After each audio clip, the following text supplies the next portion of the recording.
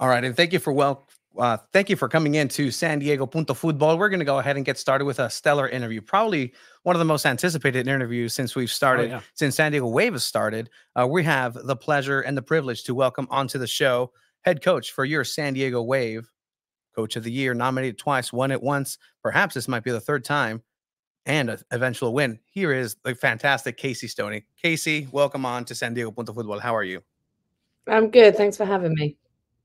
Absolutely. And, I know that as the season is ramping up really quickly, everything's getting tightened up. The trainings are getting a little bit more intense. Could you just kind of give us a little bit of insight on how this off season has been different from it, perhaps others leading up to what this tournament's going to be here in a couple of weeks? Yeah, I think one of the main things is the amount of change we've had.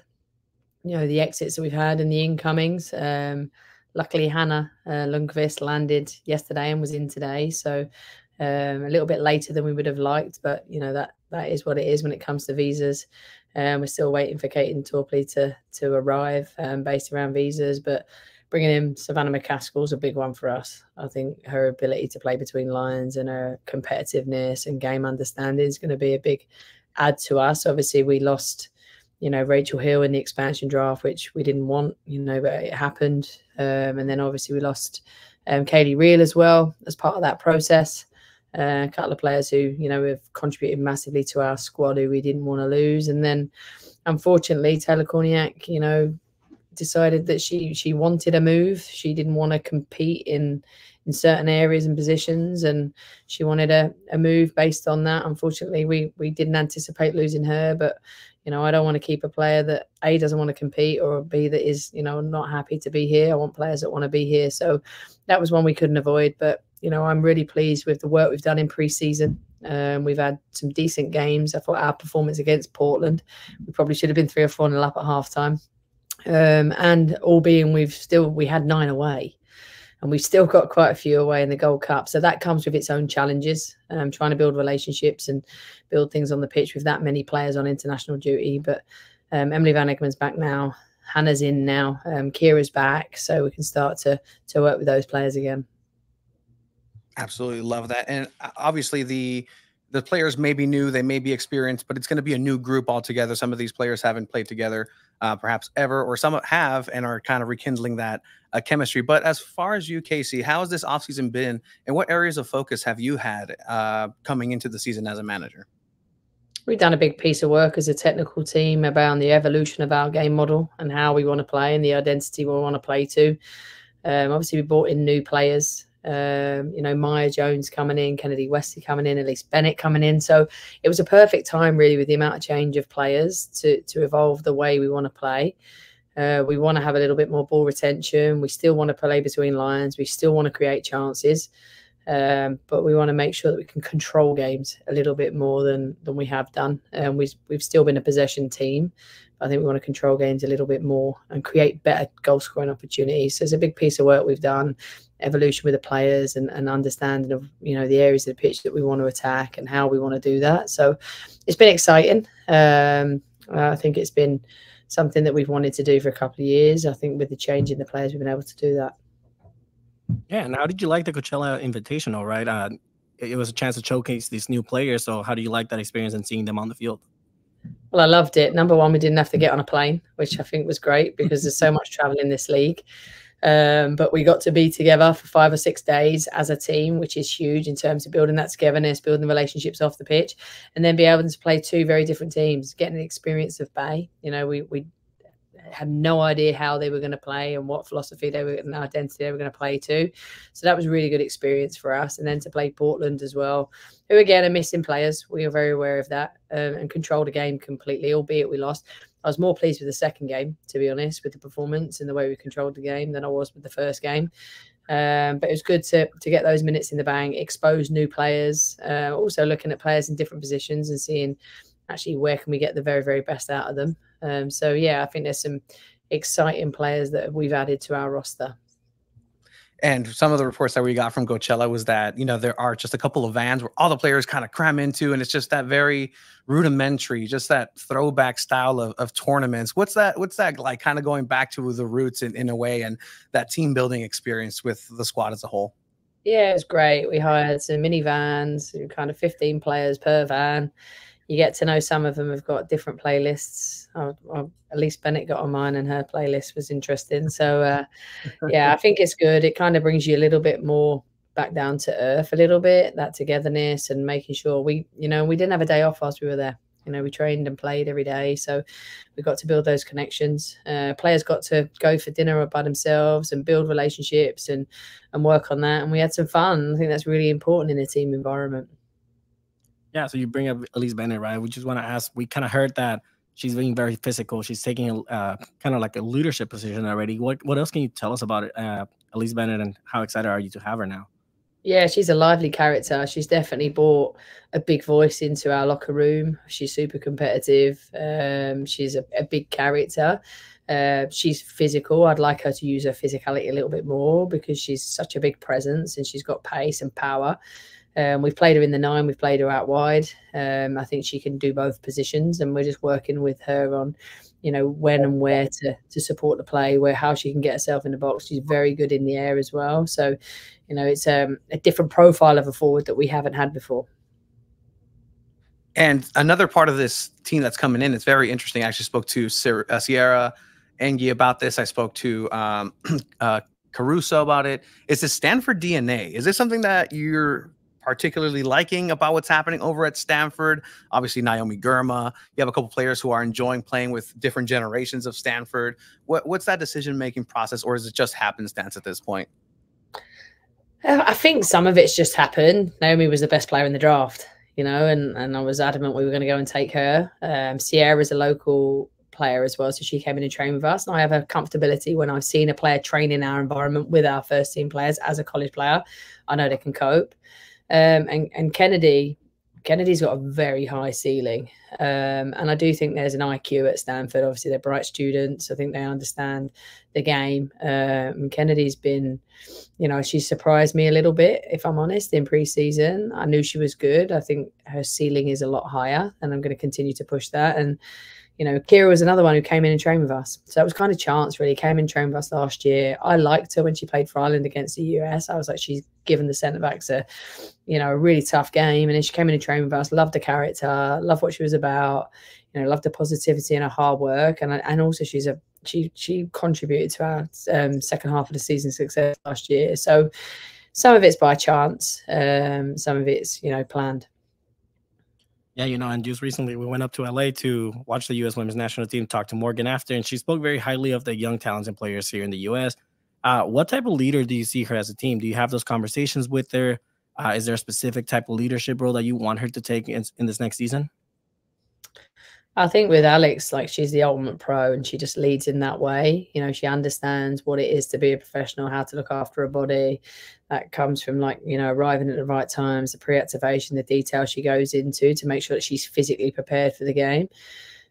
She'll have conversations on behalf of the team as well. She leads an example in that way. She'll challenge when she doesn't think things are right, and she'll have conversations with players and staff if things need to change. And I don't need Alex to be anything different than she is. I want her to focus on enjoying the football, scoring goals and being part of San Diego's Waves success, hopefully next season. And definitely you have that great spectrum of experience to youth and talent altogether.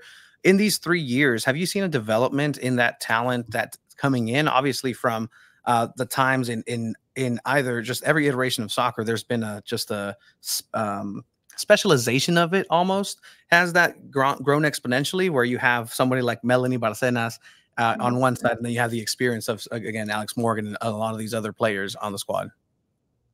I think that my biggest observation is how young it's getting. If you look at Savvy King, who's come into the league after probably not even a full season at college, and the people that are coming out of college early now and turning pro, I think that, and how ready they are to do that, I suppose we'll see in the season, but it's definitely becoming a younger league in that sense. I think clubs are taking not a risk, but maybe a calculated risk on younger players. There's more minors entering the league. I think the resources and there's more support, and clubs are more set up now to support younger players. Obviously, we've had Mel in our environment and balancing her education and her football, and also still being a 16-year-old. It's a challenge. It is a challenge. It's a challenge for her. It's a challenge for the club. It's a challenge for the players, but it's one we welcome, because I think if someone's talented, you want them in your club, in your team, and you want to be able to, give them the platform to be able to perform. And it's been a challenge altogether, Casey, even challenging for the media to grasp. I know last year we kind of went over here as far as like, 16-year-olds play across the world professionally, and people just couldn't wrap their heads around that. And I think it's an education that we're receiving of people what they don't know, and just people who watch football just across, knowing that there's in Sacramento in the USL men's had a 14-year-old shirt, and that was news across the world. What other little tidbits are you kind of leading or just learning about the lack of knowledge almost of the American side of things? And I know, obviously, and I will speak to this, I apologize for the media. We're trying to keep it soccer and not just extracurricular questions. So experience been. I think, obviously, there's a very different sports model here. For a start, a lot of fans are engaged in NFL, basketball, NHL, and there's an education piece to continue to work with the fans on around the soccer piece. Obviously, I'm from Europe. I'm used to, like, I had Lauren James in my team at Man United at 16. I brought players in, we housed them, we made sure they had education, we ran a dual program for them. So they signed, obviously in Europe, that you can't sign a professional contract until you are slightly older. So you come into the club, and that's different here. You can sign a pro contract younger, but it shouldn't be seen any different. I do think, I saw the 13-year-old at Gotham playing. I do think personally think that's maybe too young to turn pro.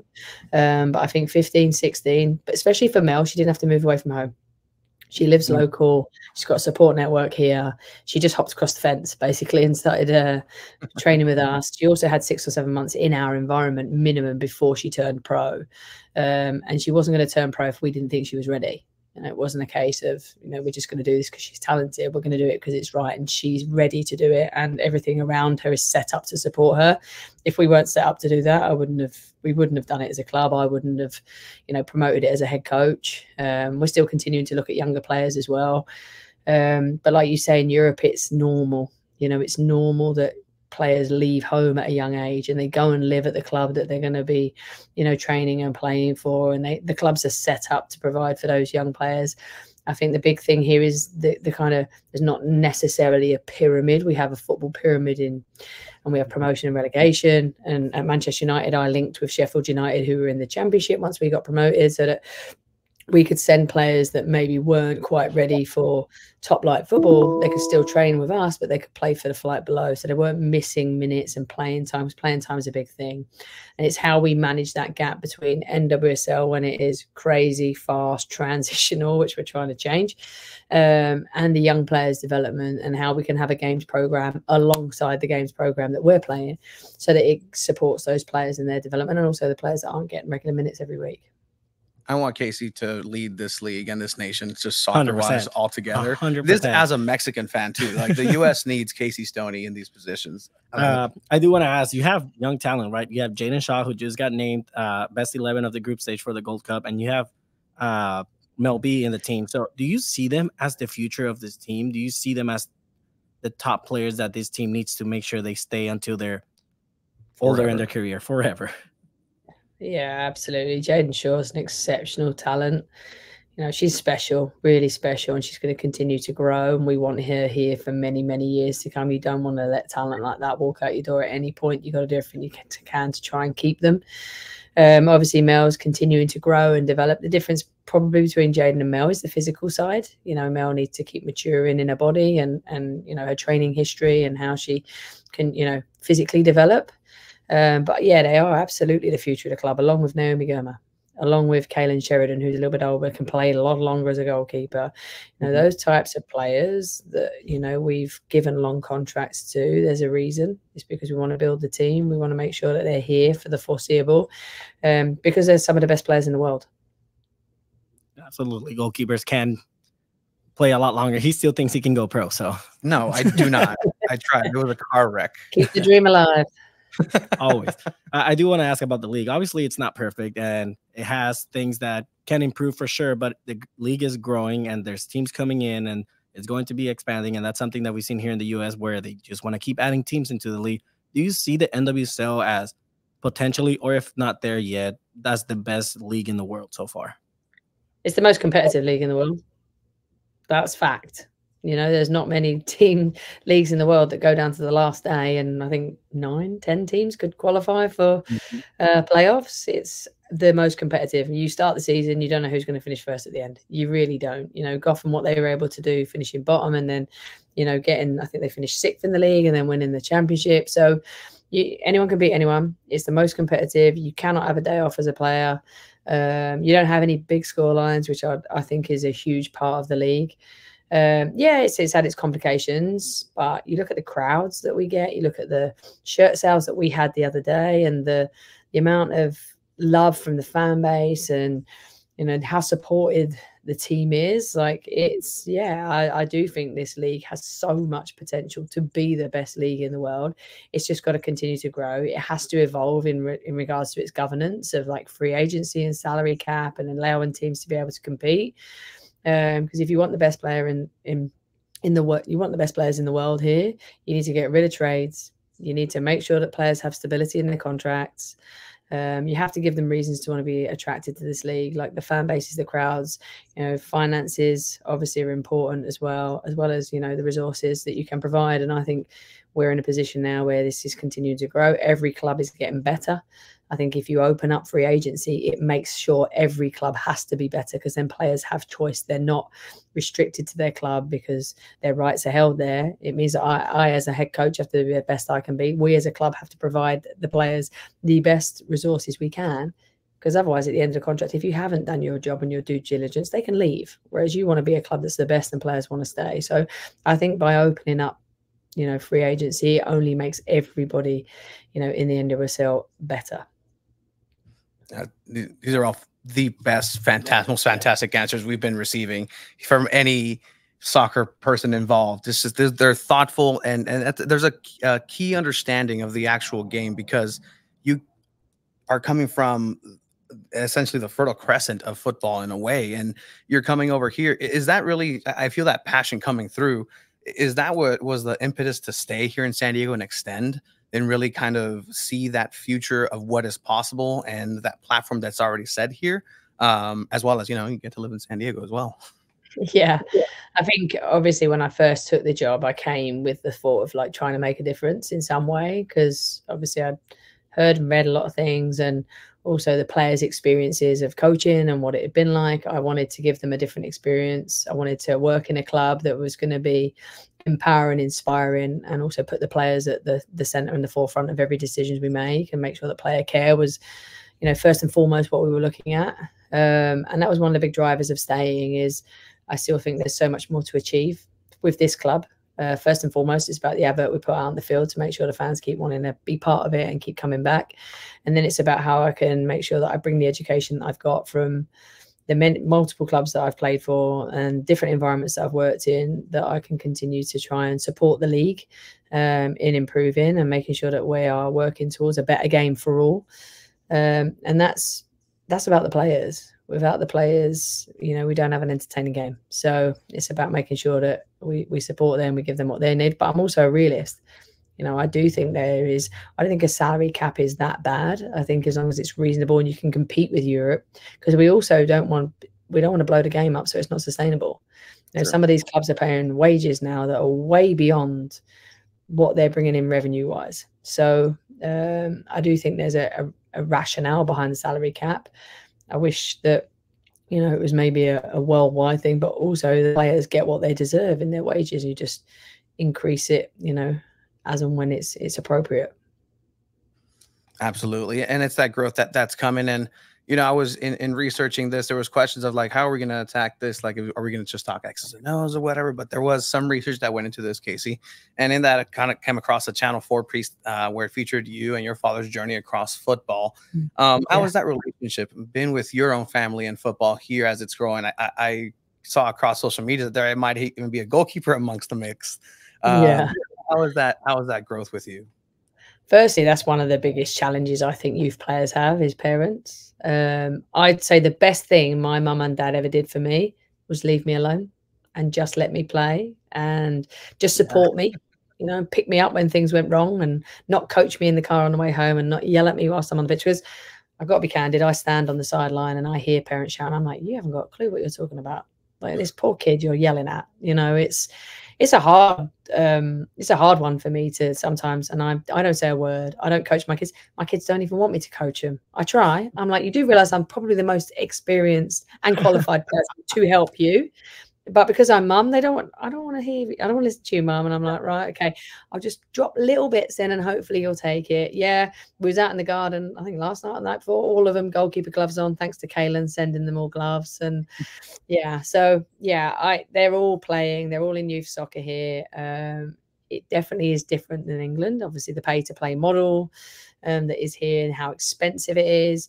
Yep. I wouldn't have been in the game. If I was born here with the money that we had growing up, which was very little, I wouldn't have been in the game because I wouldn't have been able to afford it. And that's another big challenge that this nation faces. But you know, we could go hours talking. We can go hours talking, but I think we'll go ahead and stop the recording here. Casey, really appreciate your time. Go ahead and stick around. We'll have just one follow-up question, and then again, thank you for your time.